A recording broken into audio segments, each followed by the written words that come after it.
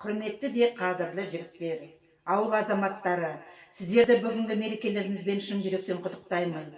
Сіздердің орындарыңыз әрқашан биікте. Ардақты әкесіздер, еңбекте жемісті болыңыздар. Әр шаңыраққа тілейтін бақыт, шаттық, күлкі. Мерекелеріңіз құтты болсын, ауылдастар. Соғыс деген, оқтаусы